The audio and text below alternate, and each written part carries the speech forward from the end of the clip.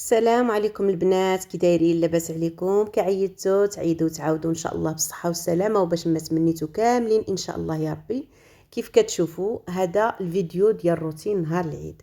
ما تحتليش الفرصه البنات باش نحط لكم نهار العيد بالذات، وانما لظروف خاصه كيف كتعرفوا، وانما اليوم عاد كتاب غادي نشاركوا معكم كأي مرأة مغربية في صباح العيد. فقت بكري، صليت الصلاة ديالي الله يقبل، جمعت الحاره ديالي ووجدت الطبيله ديال العيد. وجدت الحليوات حطيتهم، وحطيت الكيكه اللي حضرت معاكم، حطيت المسمنات على جوج ديال الاشكال، وهاد الفطائر اللي حضرت نص بالشوكولات ونص عادي.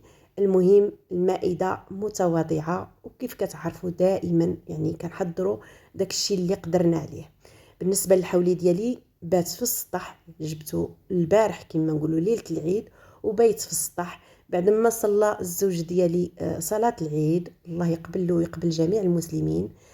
جا الوقت باش يذبح الحولي، تعاون هو والوليدات ديالي البنات. كيف انا هاد اللقطه ما كنقدرش نحضر لها، واش حتى نتوما ولا غير انا.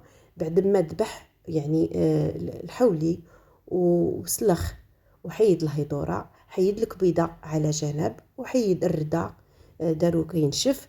بالنسبه للكبيده تبارك الله جات غزاله، يعني جات سليمه ما فيها حتى شي شوائب، وكذلك الردى حتى هو سليم درتو ينشف. الراس البنات شوطته بالطريقه الجديده ديالي. انا بالنسبه ليا كنت كنشوطو على العواد، كان دائما يعني كيعذبني بكل صراحه. السنين اللي دازوا البنات كنت كنشوطو على العواد، كنت يعني كنشعل العافيه وتماره، وكاين نديروه فوق العافيه، والقرون ديالو كيسخنوا وما كيساعدونيش في الخدمه.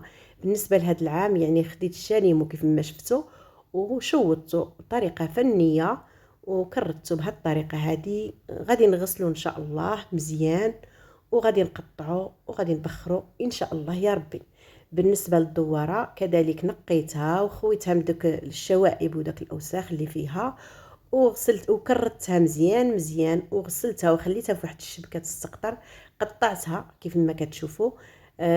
خديت منها الا الربع، لاننا حنا قلال، درت غير ربع البنات. بالنسبه للقليه راه كتعجبني نديرها في النهار بنهارها، لان ملي كنديرها البنات في الكونجيلاتور وكنطيبها راه ما كتجينيش لوغو ديالها كيف ما نهار العيد.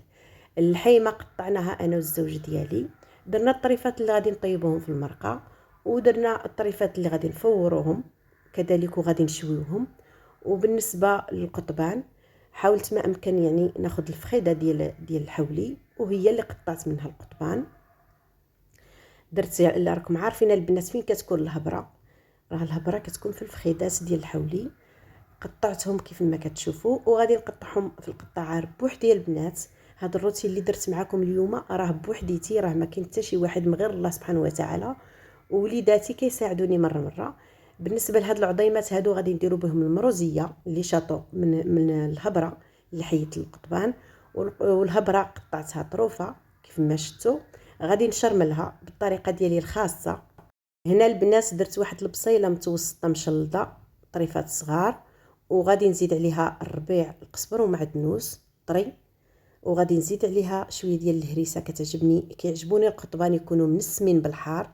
بالنسبه للتوابل غادي ندير شويه ديال الخرقوم، وكذلك شويه ديال التحميره، وشويه ديال الكمون والملحه، وشويه ديال القزبر حبوب. بالنسبه للبنات هاد الشرموله اللي درت معكم كتجي لذيذه البنات، وكتجي غزاله عن تجربه. الا كنتوا البنات بالنسبه للقطبان الا كنتوا غادي تحتفظوا بهم واحد المده طويله، حاولوا ما امكن ما ديروش البصله وما ديروش الثومه. يعني هذه نصيحه البنات.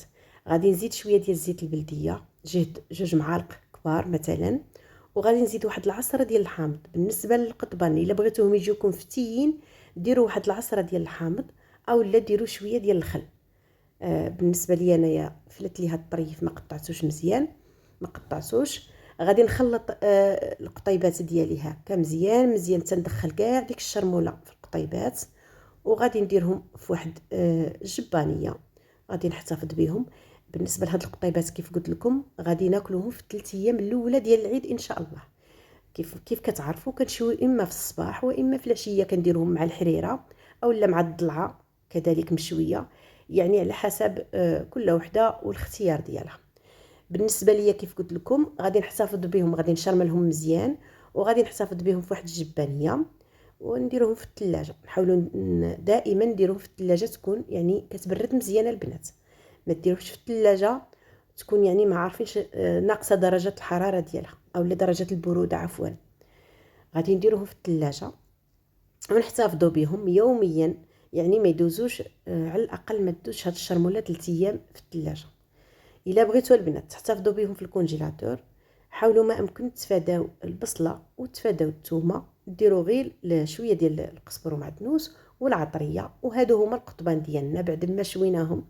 رافقتهم انا بالزيتون الابيض وزيتون كحل، جاو غزالين البنات. وهذا هو الروتين ديال العيد. العقبه ان شاء الله العيد اخر ان شاء الله، والى اللقاء في فيديو قادم ان شاء الله.